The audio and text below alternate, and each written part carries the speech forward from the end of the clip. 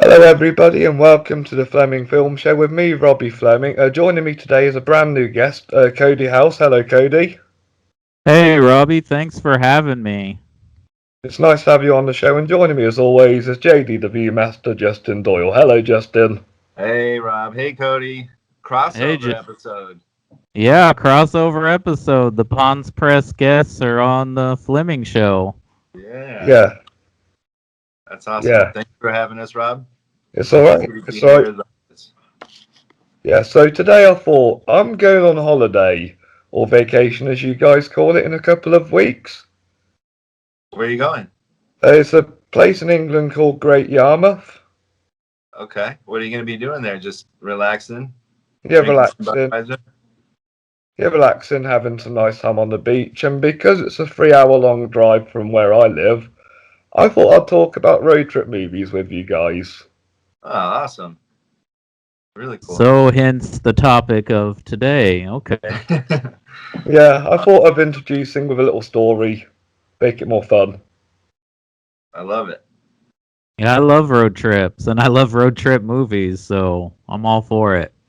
Right, so Cody, since this is your first time on the show, would you like to give out your number five? Well, yeah, actually, Sure. I have a question real quick before we start. A lot of these movies, road trip movies, have antics that happen. Something happens, flat tire, it makes you go to the side road, and you're like in this place you've never been. Has any of that ever happened to you guys on a road trip before? Anything crazy like that? I can't say I have, no. Okay, so I have one.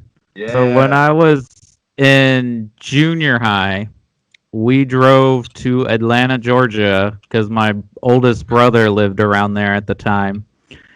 And my sister's car broke down in the middle of the road somewhere in Tennessee, and her husband at the time and my nephew, who was a baby, had to all get in my mom and dad's car, and we had to hold my nephew like for the entire drive back down and then back to Kentucky where I was living at the time. Oh boy. Oh no. So trip ruined? No, we had a good time. It's just a tight ride, and my dad listened to the Stevie Ray Vaughan cassette tape because that's how long ago it's been. Cassette Nice. tapes.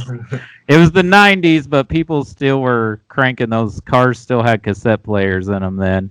We listened to a Stevie Ray Vaughan greatest hits cassette all the way there and all the way back. I think my mom hid the tape after we got home. Well, he's a rock star. I mean, who wouldn't want to listen to that for a few hours, back to back to back? Yeah. I have just a small one because I lived in San Diego and came up to LA for the first time. Never been up here. Came with my roommate, and as soon as we got to Beverly Hills, like on Rodeo Drive, my car overheated and ended up having to get it back, like towed back to San Diego so I can work on it. So what I had to do was rent like a U-Haul with a trailer hitch and take my car back that way and then get it worked on because I had somebody in San Diego that can work on it for free. So never got to see any sights when I came up. Just had to deal with my car immediately, and that was ruined trip. Yeah. Yeah, that's it. I hope your trip in 3 weeks goes well, Rob, and nothing like that happens to you. It's actually in 2 weeks, but thank you anyway. Oh, 2 weeks. Yeah, cool. Yeah. So, Cody, what's your pick for number five road trip film? Okay, my number five. Some people might be upset that I have it at number five because I think it's one of those movies people immediately think of as a road trip movie. And it definitely romanticizes a road trip, or at least being out on the open road, especially if you're on a motorcycle. I recently had to rewatch this movie for a class, and I felt like I had to put it on my list, and that's Dennis Hopper's American classic, Easy Rider. Great film. Great film. And great soundtrack. Oh, I have not. yes. Yes. I think it's a film that introduced Jack Nicholson to a wider audience. For sure, he became a huge star after this movie. Prior to this, he was mostly in Roger Corman B horror movies. What good way to start for him, though. Yeah. Yeah, so what do you love about Easy Rider then? Um, well, one, I love the soundtrack. Two, it's a movie my dad introduced me to because it's kind of, I guess, his generation, or at least he likes the music and he likes some of the actors in it.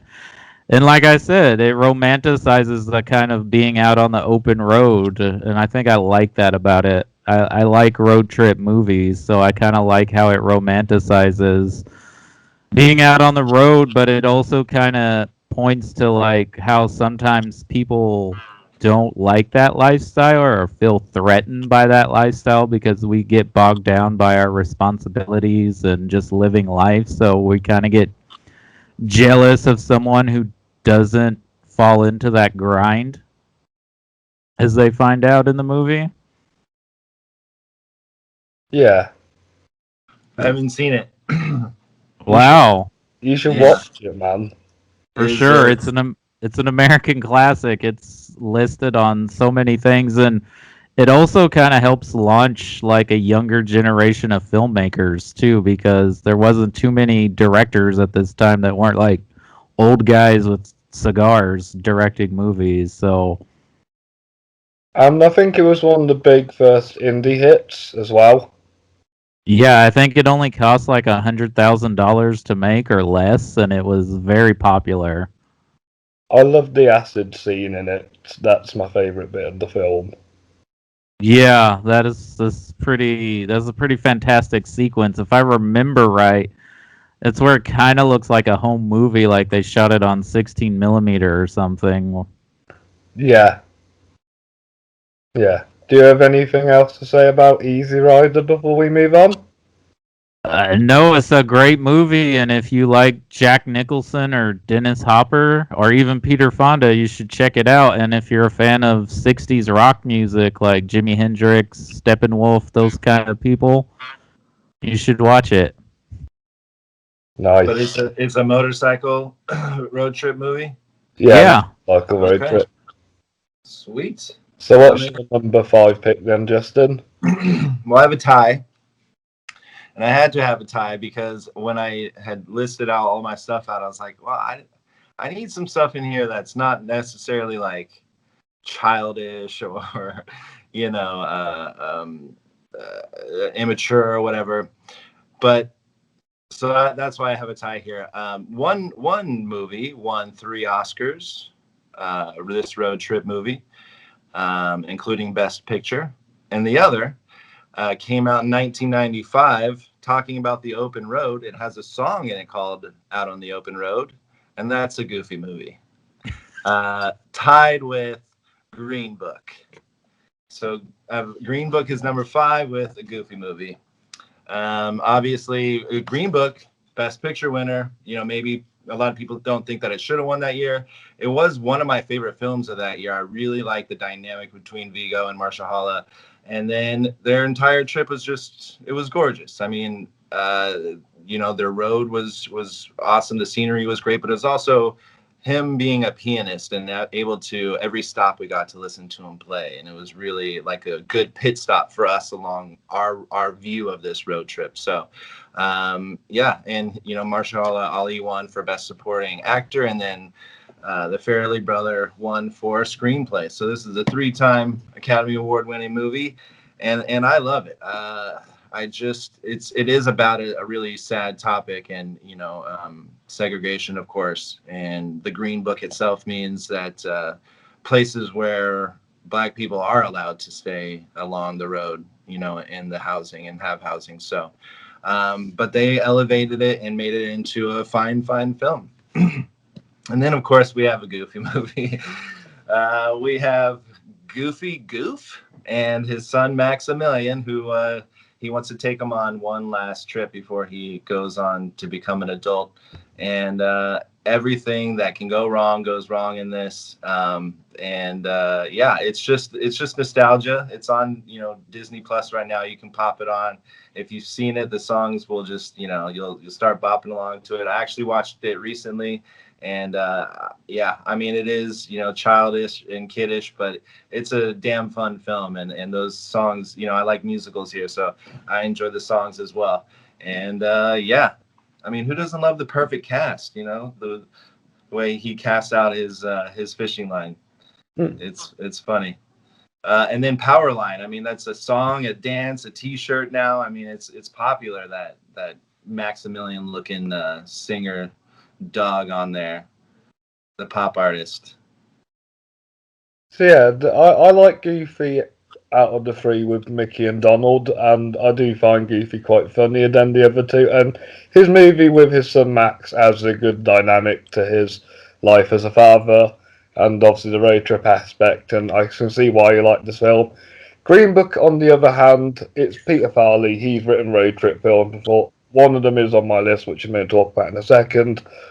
But yeah, he is good at writing road trip films, and him taking more of a serious note with Green Book kind of paid off for him. Absolutely, yeah. Yeah. Do you have an opinion on them two films, Cody?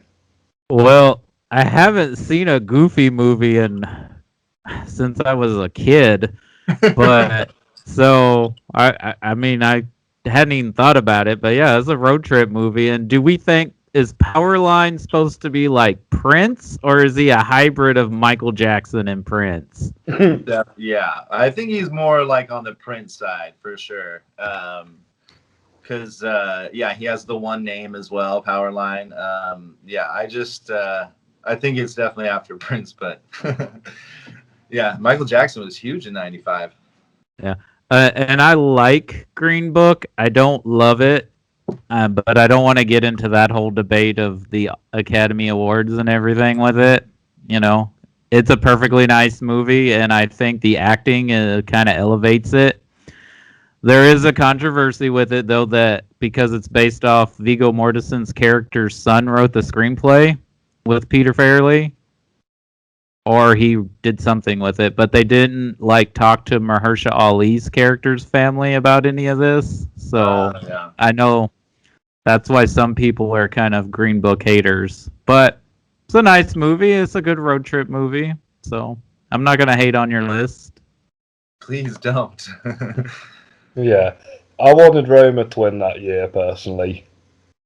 Oh yeah, well, you also had A Star Is Born, Black Panther, Black Klansman. I mean, there were some heavy hitters that year, but Roma is a beautiful film. Bohemian Rhapsody. I like Bohemian Rhapsody. I like it fine. I think Rocket Man's a better movie, personally. I think if Rami Malek got an Oscar for lip syncing, that Taron Egerton should have gotten 2 Oscars. Amen, brother. Yeah. So I'm going to talk about my number 5 pick now, which is a Farley Brothers movie. And it's Dumb and Dumber. So this is Jim Carrey, who's one of everybody's favourite actors, and Jeff Daniels in his first comedic role. They play two best friends who drive over to Denver, Colorado to give something to a girl who he fell in love with. And there's loads of different shenanigans on the way, and there's dastardly villains chasing them. Farrelly Brothers know how to do a road trip movie, just like you said. Yeah. What's your guys' opinion on Dumb and Dumber? Again, here's a movie I haven't seen in so long, but this movie came out like Jim Carrey was like the biggest movie star by the time this movie came out, because he also had Ace Ventura and The Mask that year. And this movie was huge. I think it's a pretty funny movie. I think as far as Fairly Brother films, I prefer Kingpin and There's Something About Mary, but yeah, this is exactly what a lot of people think of a road trip movie. You got wacky hijinks, and I mean, don't they go on this crazy journey just because Jim Carrey thinks he had a connection with this woman that he just met? Yeah. Yeah, although I don't like the sequel because I feel like they're too dumbed down in it. I didn't even see the sequel. I just heard it wasn't good. You're not missing much. No, yeah, all he did was drive her to the airport, and that's like to him was like I'm gonna go across the country. to see her again. I thought that was so funny. Yeah, I thought you'd be happy with my choice, Justin, because I know you're a big Jim Carrey fan. Huge Jim Carrey fan, yeah.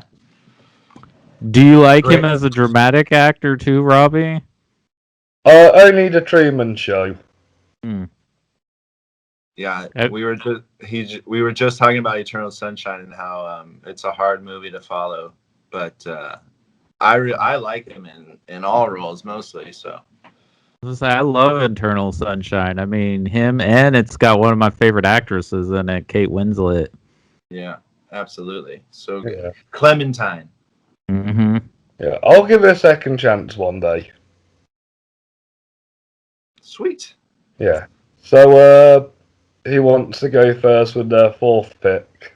Cody, go ahead. Okay, well, guess I'm following suit off of Robbie. It's a comedy.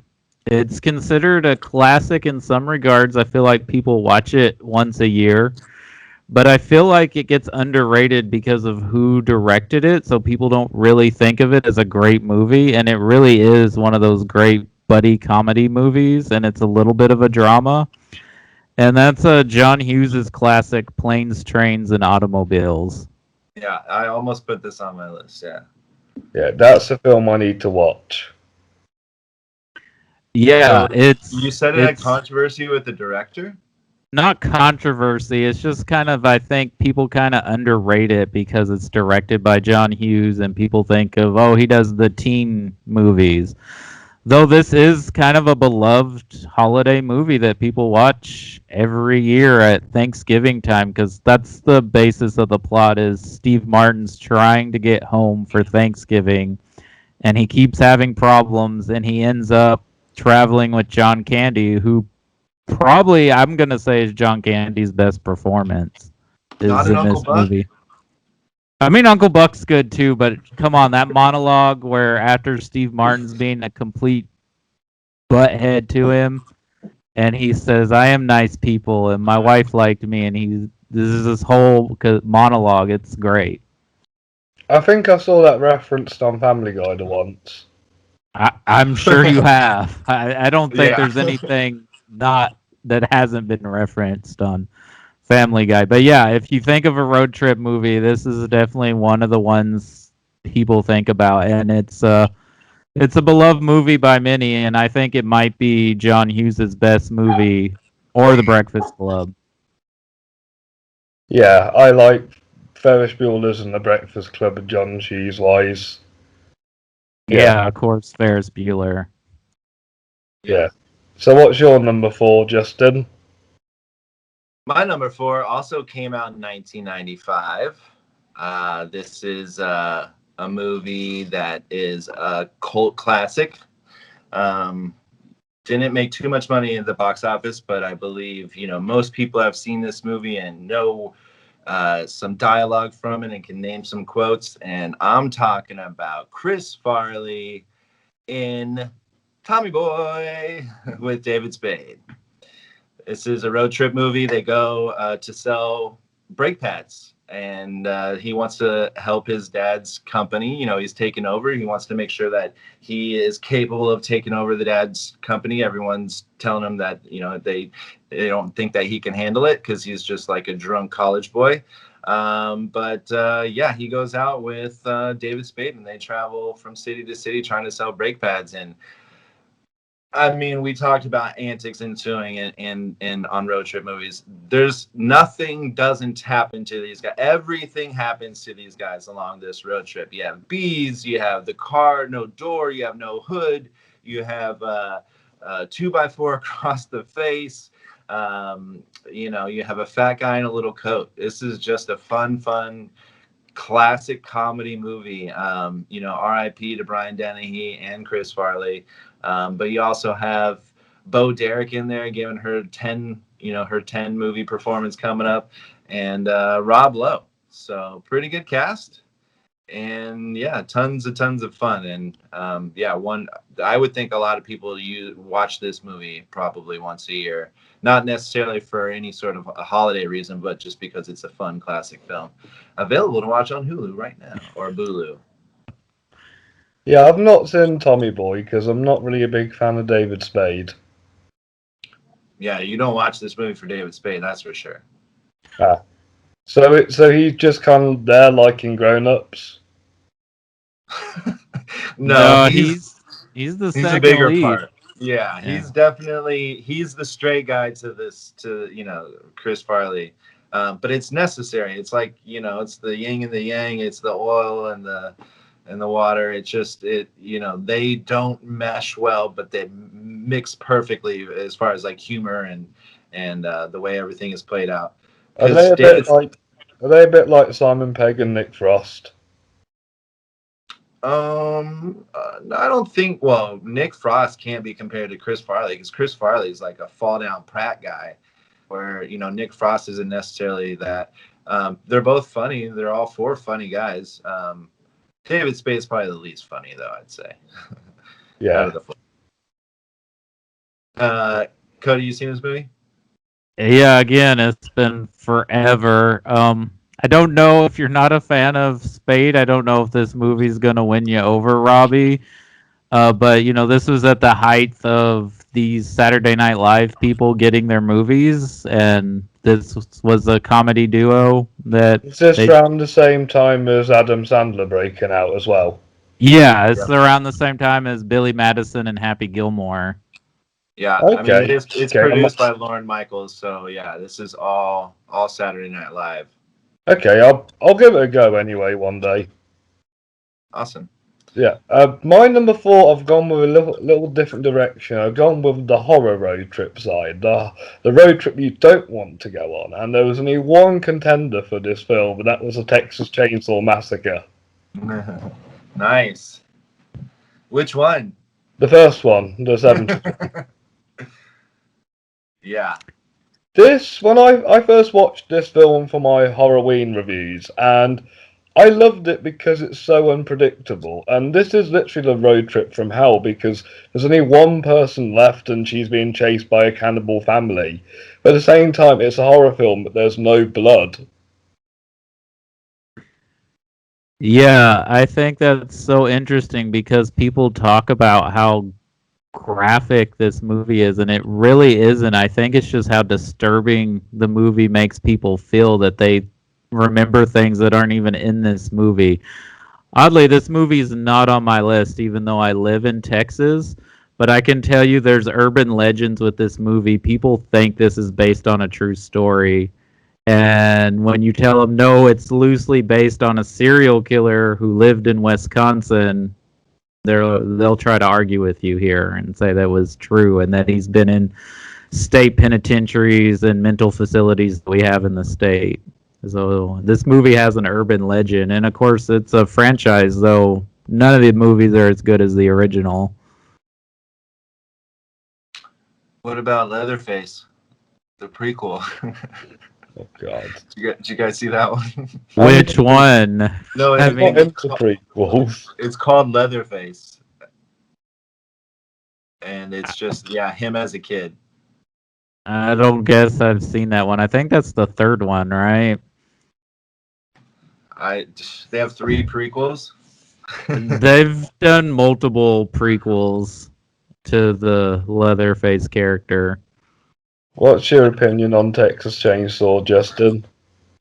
Yeah, it's pretty freaky. It's pretty freaky. I don't know how some people's brains operate, and I don't know if it's like living out in the middle of nowhere that makes you have these thoughts and feelings or what. Maybe it's your parents who teach you, but it's just sick. I mean, how could you do this to people and then like live in their skin? It's just, it doesn't make sense to me. But really good film, really, scary. I would never. I like scary movies that could be real. That's what scares me. It's something that actually could happen. I don't really care for like ghosts and stuff or whatever, but like real people doing psychotic things in scary movies, like Scream and whatnot. That stuff scares the bejesus out of me. So this is scary. This is a good pick and a smart one for the road trip movie. Thank you. Well, have you guys gone along that horror aspect like I have? No horror movies are showing up on my list. Negative. Yeah, just me then. Yeah, I mean, Though we if you do, Oh, sorry. No, I was just gonna say you could have picked Joyride. I think is one. I was gonna recommend the original Hitcher with Rutger Hauer if you like road trip horror movies. Okay, I've heard of that for sure. Nice. Yeah, there's a teenager actor. He wasn't a teenager, but a young actor in the 80s called C. Thomas Howell. He picks up a hitchhiker played by Rutger Hauer who turns out to be a psychotic psychopath. It's a really good movie, and Rutger Hauer's amazing in it. Have you been to the house there in Austin or in Texas, Cody? Where they filmed it? Yeah. No, I haven't been there. I guess I should check that out. I mean, I went when I visited. So, and then my sister lives in Austin now. They went to the house and like walked through it and got a T-shirt and stuff. So they're big fans of that movie too. Nice. Right, let's see what takes the bronze side for you guys. Cody, what's your bronze? Oh, my bronze, my number 3 is a movie I love dearly. It's probably my favorite buddy movie. I would say it's a buddy cop movie, but only one of them is a cop.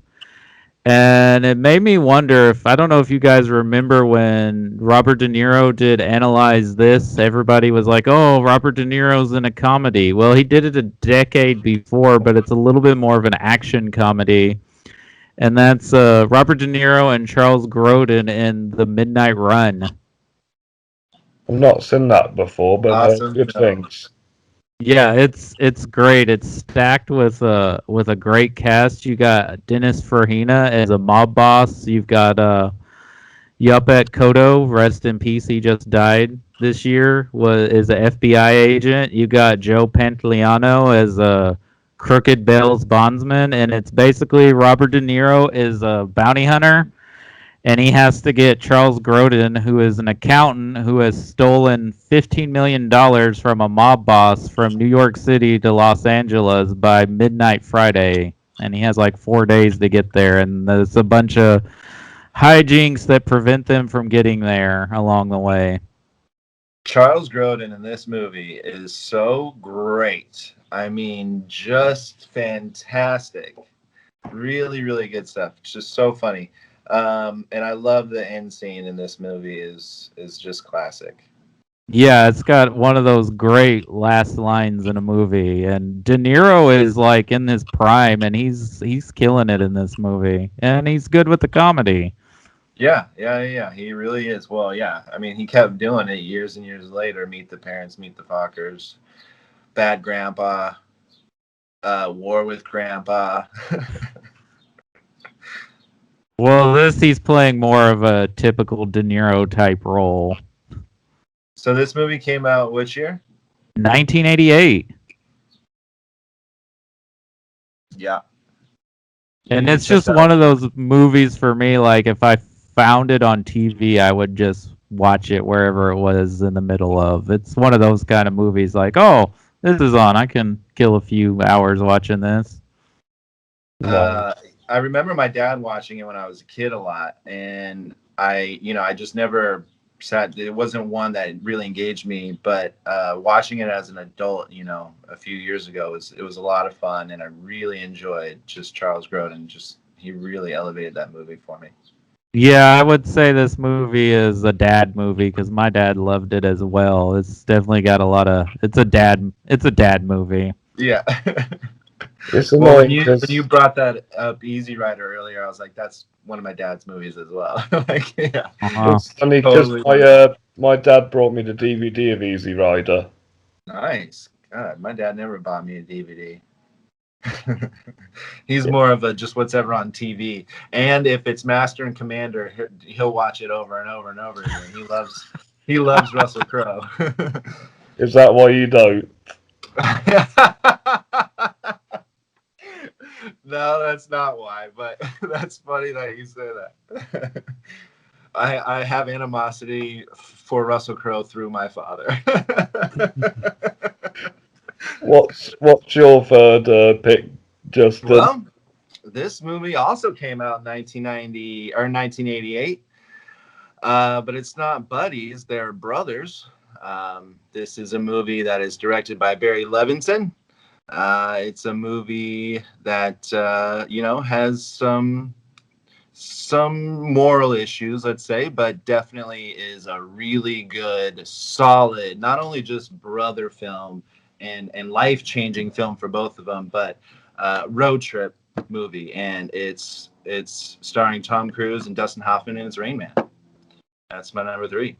I mean, Academy Award here. Couple of them, right? And this movie is just so solid. The acting, I like Tom Cruise in this. He's Buster in this late 80s, he was doing, kind of his own sort of lead stuff and sexy man stuff. And this one is just more of like a straight man, even though he's after something, he's after money, obviously. But he, we really see him change in the way that he just feels about things, and also the way Dustin Hoffman is and how he reacts to things and how he's able to grow. The performance alone from Dustin Hoffman is, something to talk about forever. And then, this is just a really good, sort of almost family style movie, but one that my dad definitely watched when I was a kid, and one that I would sit and watch with him, mostly for Dustin Hoffman. I guess as a kid you kind of can grow and adapt to people who maybe don't have like the mentality is not all there, but you really feel for them, or at least I did. And I really I watched that movie as a kid for him, and then watching it as an adult, it just means a lot more to me, and whatever relationship I have with my brother and such. So this one not only hits the heart, but hits the entertainment and the acting, and Academy Award for directing, picture, actor in a leading role, original screenplay. It's a pretty damn good film. And the film is about autism. Yeah, see, and that's what I'm saying. I think kids really connect with people who do have like autistic, and autism stuff, because kids kind of don't, see people for the outside. They see people for the inside, So I felt like that's what happened with me and how Dustin Hoffman was in that movie, which speaks volumes. I mean, if he's able to connect with a kid at that age, because I probably saw it when I was like 5 or 6. And it means more to me more as an adult. It's a solid flick. Yeah, I think you did mention, because I guess it is a bit controversial now, of his portrayal of a person with autism, but he did win an Academy Award for this. It is a solid film. This movie more so just makes me wish Tom Cruise would do some more dramatic roles, because he is a decent actor, but he's stuck doing action movies, or maybe that's just what he wants to do now, which is fine. I love the Mission Impossible franchise, but I like him as a dramatic actor too, and miss him working with like some of the best directors in the business. Oh yeah, absolutely. Yeah. I'm autistic, Cody, and from an autistic person's point of view, I thought he played him well, because there's different types of autism, and I think the autism they were trying to portray in this film, he does really well. And obviously, disabled actors weren't around then. If they made it now, I would like them to consider maybe auditioning autistic people. Yeah, for sure. Yeah, Barry Levinson was the director, if I didn't mention that. But yeah. Did he win Best Director as well? Yeah. Nice. So you guys ready for my 3? Yeah, Sure, let's hear it. It's another comedy film, and it's Road Trip. Uh-huh. Way before Todd Phillips made Joker, he made really funny, stupid comedy films, and Road Trip is one of them. I really love. I love the cast. I love the adventure they go on, and I love the little jokes in it. Yeah. It's my number 2, so I can hop on with you. This movie is effing hilarious. It's I don't know. I mean, I was in high school when this movie came out, so they were aiming this movie at me. So at that time, 15, 16, they're like, hey, come watch this dumb movie where, guys are going to go across the country and, you're going to see boobies and drinking and swearing. And I was like, yeah. So this movie was right up my alley at that time. And it's crazy that Todd Phillips is the director of this, who is now like critically acclaimed director, making Academy Award nominated movies. To have this and have Tom Green be one of the leads is just insane. I mean, there's just so much in here to unpack. If you haven't seen it, go turn your brain off for an hour and a half and enjoy some fun wackiness. Because Breckenmeyer is in this, who's kind of like the straight guy. He's in love with the girl, has to get back to school to do his project, or else he's gonna get kicked out. And then there's also the snake and the rat, which will always be forever in the film lore. But I absolutely love this movie. This was almost number one for me, and it's in the title, Road Trip. So I guess it had to be on somebody's list. Do you remember, Justin, how they had marketed heavily that Tom Green was in this movie, even though he's like maybe in it 20 minutes? Yeah. Out of the 5 main cast members, he's like 5th down there. But he does narrate it, so I guess that's why. But he was big at this time. He was doing the Tom Green show. He did Freddie Got Fingered. He was dating Drew Barrymore, so he had he was on talk shows. He had his own talk show, so he was popular. It's like how I feel what they do with like Vince Vaughn now is they'll throw him in movies to try to get people to go see it, like people our age who loved him when he was the aughts in the early 2010s here. I just feel like his Freaky came out last year, and then he was in that Hulu movie about smoking weed, and then he's in this new movie called North Hollywood about a skateboarder where he's the dad. So he's always like in these movies now because he's used to be popular, and I think that's why they threw Tom Green in here. Yeah, and this movie came out right after American Pie was such a huge hit, so I know they were marketing off that popularity, and Sean William Scott is basically playing Stifler again. I would caution people that if they haven't seen this movie, or if you haven't seen it in a while, the comedy in it might not be your forte, or you might feel like it has not aged well, especially in a post-Me Too era. Oh, yes. Yes. Yeah, I kind of find outdated comedies more fun because they're outdated now. Well, nobody could suspect that people would be sensitive to everything when they were creating it. Like when comedians go up on stage and they talk about and they make a joke about something that just was such a huge tragedy, it's for the wow factor. It's not meant to hurt your feelings. It's meant to go like, oh, I can't believe he said that, and get a little chuckle out of it. It's not meant to hurt your feelings, but this movie will hurt people's feelings nowadays for sure. Yeah, and if you don't like it, don't watch it. There you go. That's true. But comedy is the most subjective genre probably of all, because what one person finds funny, another person might be like, that's not my kind of comedy. So yeah. So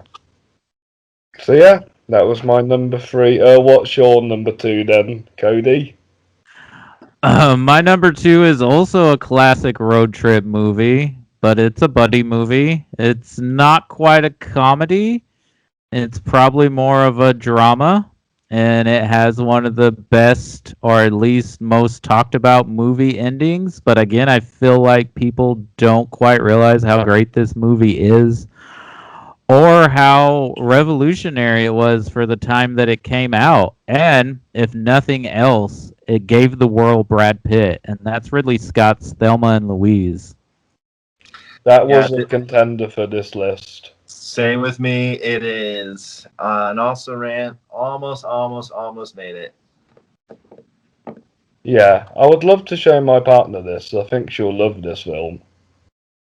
Yeah, I think it's probably still my favorite if I want to say female empowerment movie. I think it's so great. You got two actresses at the height of their powers here, Susan Sarandon and Gina Davis. They're both fantastic. I think they were both nominated for Best Actress. This movie is amazing. Yeah. Obviously, Brad Pitt's little cameo in it sparked his career. But yeah, Susan Sarandon, Gina Davis. I mean, sexy girls going on a trip, wind in their hair. It's all about them. I mean, it's a nearly perfect movie. It's really, really good stuff. Yeah, And it's gorgeously shot And too. sexy are two words I don't put together. um, but yeah, the ending, you're right, and then uh, also the dynamic between the two of them. I mean, these two really, you can feel that that was a real relationship there, and to have that happen, yeah, they deserve their Oscar noms. I mean, this is it's a great film. Really good pick. Yeah, I love this movie, and I feel like it is especially underrated in the body of work of Ridley Scott's because everyone always talks about Alien and Blade Runner and maybe even Gladiator, but I feel like this is up there as one of his best movies. I like all three of them. Yeah. Yo, I love all three of those movies too. I think Thelma and Louise should be up there as one of his best as well, though. Oh, definitely.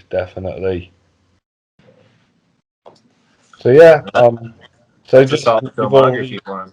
you've already said your number two, so I'll just cut to me. Mine is a foreign language film, directed by Alfonso Cuarón, and it's called Why to Mama Tabien, or With Your Mother and Your Mother Too in English. Yeah, Y tu mama también. That's the one. Yes. Yeah, so Just watched that movie for the first time in the pandemic year. Hadn't seen it. nice. I enjoyed this film, and there is a lot of sex scenes in this film. But I think it's because I was getting more into Mexican cinema, watching Roma and Amos Perez, which I discussed with Justin.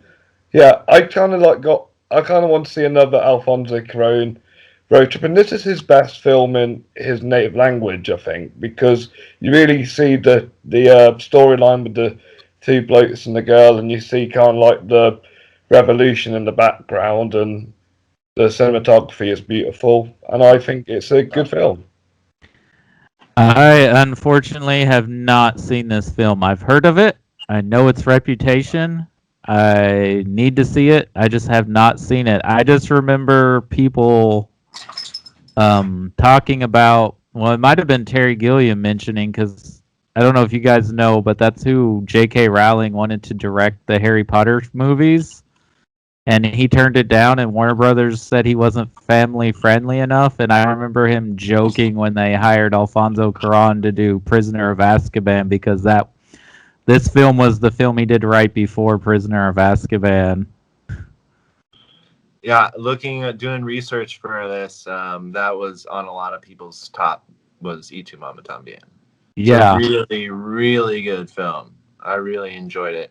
Yeah, we watched it for Netflix had those watch parties, and some friends of ours just kind of all watched it from our houses together, and it was a good film. Did you do a video review on it? No. Ah, fair enough. Yeah, I don't do them all because if I did, I would do like 300 movies a year, and I try to do like 120. Nice. It's just sad that we do have to leave films out we watch. Yeah, I can't put them all in. Yeah, good choice. All right, Cody. You want my number one? Yes, Okay. please, mate. What is this? Number one. Well, not only is this my number one road trip movie, this arguably might be my favorite movie of all time. And if it's not my favorite movie of all time, it's always in my rotation if you ask me what my top 5 favorite films are. And that is, I think this is a road trip movie. It's a coming of age story. It's loosely autobiographical. It's got an amazing soundtrack. I wish Kate Hudson would have become a bigger star after this movie, but for some reason it wasn't in the stars for her. But that's Cameron Crowe's Almost Famous. I watched that for the first time this year, and I absolutely loved it. Yeah, I love this movie. One, it's about a guy who's a fan. He's a journal. He wants to be a journalist. He loves rock music, but I think it's a perfect story of like sometimes maybe we shouldn't meet our heroes, and sometimes the people that are involved in the art forms we love aren't as passionate about the art as the fans are sometimes. Definitely. And I kind of like the whole journalism aspect, and I like the whole road trip, how he gets to know all these people, and obviously the storyline with his mum worrying about him, and Frances McDormand did a brilliant job in that. Yeah, if I'm not mistaken, I think Frances McDormand and Kate Hudson were both nominated. I could be wrong. It could have just been Kate Hudson, but I want to feel like they were both nominated in some awards. I think they were. And Billy Crudup's great in this too, and the late Philip Seymour Hoffman as Lester Bangs. Brilliant actor. Yeah. Nomination for supporting actress. Yeah, both of them supporting actress.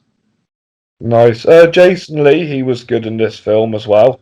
Oh yeah, Jason Lee being Jason Lee, he's great in it. I liked him. There's a lot of people in this movie. You got Zoe Anna Deschanel, Jimmy yeah, the Zoe Fallon, Deschanel, Anna Paquin, Peter Frampton, Peter Frampton playing a Veruza road. Balk. Yeah, remember that '90s kids, The Craft. Yeah, Fun Jay film. Baruchel, Rainn Wilson. Yeah, Rainn Wilson is the Rolling Stone guy's like second man. I don't know what his character's name is, but he works in the Rolling Stone office. And that British guy from Tomb Raider. Oh yeah, Yeah, he was good as a manager. right. He's the manager, and you got Jimmy Fallon, who's not too bad in here too. Yeah, Mark Maron's in it. Eric Yep. Stonestreet from Modern Family. Nick Swardson. Holy schmoly! Yeah, there's a lot of people you would recognize in small roles too. Yeah. Awesome. Yeah, I'm glad I watched it for the first time this year. Yeah, I haven't seen that since it came out in theaters. Crazy. Oh wow, you saw it in theaters. I'm jealous. I had to rent it. Yeah, I was actually working at the movie theater at that time. So. Did you get tickets? Yeah, Almost Famous. Is that your favorite Cameron Crowe movie? Oh, absolutely, without a doubt. That's my favorite Cameron Crowe movie. I need to see more of his films, so I'll say yes for now. Yeah. Same. You can skip Aloha. Yes, please skip Aloha. Yeah, so what's your number one then, Justin? Well, my number one is a road trip movie. It's already been mentioned. Jim Carrey. Come on. He's my guy. My number one's Dumb and Dumber, hands down. There's no way it wasn't number one from the start. I didn't have to move it. It was always going to be number one. I can watch this movie from any point, at any time, anywhere, and be really, really happy. I mean, it's the antics that these two get into is just ridiculous. I mean, they both are just dumb and dumber. And the dumbest part is at the end when the girl bus stops them And they're like, hey, we really need some hands to help oil our bodies. And they're like, you are in luck. There is a town about a mile that way. And it's like, you idiot. It could have been you. And then the guy's like, no, it's that way. And it's like, you guys, you did it again.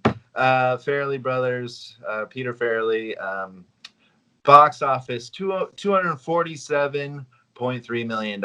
This is a huge hit for this movie, and I can't say enough about it. I mean, you meet people in this movie along the way that actually you see again later on. Like somehow their universe just keeps connecting and crossing, and it's just ridiculous. And like I said earlier, for him to travel across country for a girl that he took to the airport is just so ridiculous. Trying to get her briefcase back to her. I mean, it's a smart, dumb movie, and I love it. It's it's not my favorite Jim Carrey movie ever, but it's definitely my favorite road trip movie ever. And yeah, I love Dumb and Dumber.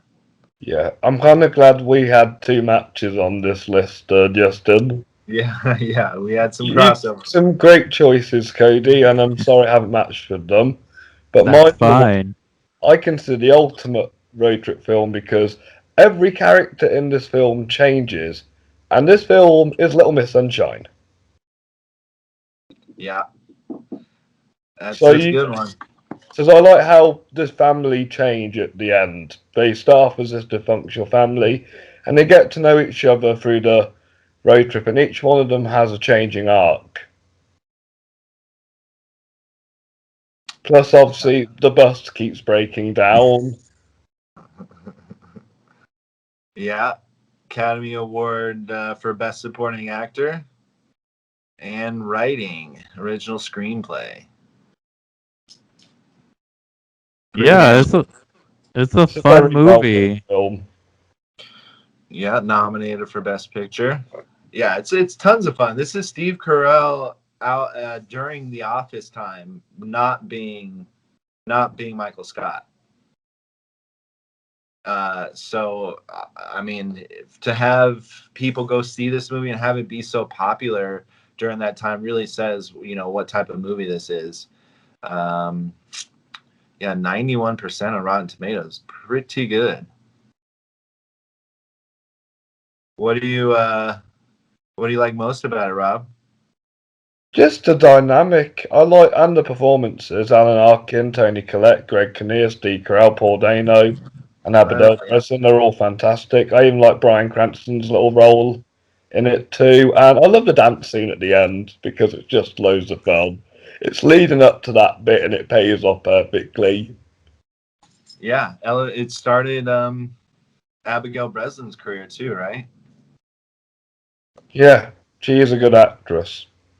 Yeah, I love Greg Kinnear. He's one of my favorites, and I thought he was so good in this one. Paul Dano too, pretty dang good. He's gonna be standing up at the Oscars one day. I think he's a good actor. You looking forward to him as the Riddler? Yeah, sure. I didn't even know he was gonna do it. Yeah, I love that trailer. I can't wait for that movie to come out. Batman, Yeah, Yeah. man. the Batman. But yeah, this cast is stacked. Abigail Breslin was actually in Signs before this as the Oh. daughter. Mm-hmm. But yeah, this certainly helped kickstart her career to get bigger roles. It probably kickstarted Paul Dano's career because he does There Will Be Blood right after this. It shows that Steve Carell is not just a comedian, and Toni Collette's always great in everything she's in. And Underrated. very underrated actress. And then you have Alan Arkin doing what Alan Arkin does best, being a grumpy old man. And yeah, Greg Kinnear. What happened to Greg Kinnear? He was on a pretty good run there for a while. He's good here as the dad. Yeah, this is just a fun family road trip dramedy. It's a fun movie. With heavy elements in it, like really heavy elements, because the parents aren't getting along. There's death. There's Paul Dano Didn't doesn't speak. didn't Steve Carell try to kill himself? Wasn't he like Yep, in rehab or something? yep, yeah, because he's Tony Collette's brother. And Alan Arkin's a drug addict. And Alan Art, yeah, yeah. See, they're every single person has their own sort of battle that they're going through and dealing with, and through it all, yeah, they all kind of see what the real meaning of family and life is, and it's a really powerful film. Yeah, definitely. And that's why I picked it as number one. All right, awesome. Let's run them down. Coming in at number 5 for Cody. What you got? I got Easy Rider. And I had a tie for number 5 with Green Book and a Goofy movie. I picked Dumb and Dumber. My number 4 was Planes, Trains, and Automobiles. My number 4 is Tommy Boy. My number 4 is the Texas Chainsaw Massacre. My number 3 is The Midnight Run. My number 3 was Rain Man, also 1988. My number 3 was Road Trip. My number 2 is Thelma and Louise. Solid. Yeah, my number 2 is Road Trip. And my number 2 is that Mexican Alfonso Cuarón film. Can you say that for me again, Justin? Y Tu Mama Tambien. Y Tu Mama Tambien. That's right. Nailed it. And then my number 1 is possibly one of the greatest movies ever made, Cameron Crowe's masterpiece, Almost Famous. Speaking of the greatest movie ever made, my number 1 is Dumb and Dumber. No. My number 1's the greatest road trip movie ever. My number 1, Little Miss Sunshine. Yeah. I had the 3 also rans. Thelma and Louise was on there. Pee-wee's Big Adventure. Yeah, that almost made mine too, was Pee-wee's Big Adventure and the Muppet Movie. Yeah. Well, speaking of Muppets, my last also rant was Follow That Bird. So, Oh, yeah. So good. It's so good. Oh, man. I do have an honourable mention, and that's a film called Rat Race with Whoopi Goldberg and Cuba Gooding Jr. I thought that was a fun film. Yeah, Rowan Atkinson. Hell yeah. I almost thought about putting the Blues Myers. Brothers on, but I didn't think it was really a road trip movie because they're just trying to get the band back together. It is, in a way, a road trip film. Yeah, and it was on the list when I was doing research. That was on there. That would be my honorable mention. I love that movie. Nice. And my 5 were just the first 5 I could think of. Nice. Yeah, the only one that popped in there after, because I had mine pretty much laid out, was a Goofy movie. I just was like, oh my god, I just watched this recently too. Yeah, I gotta put it in there.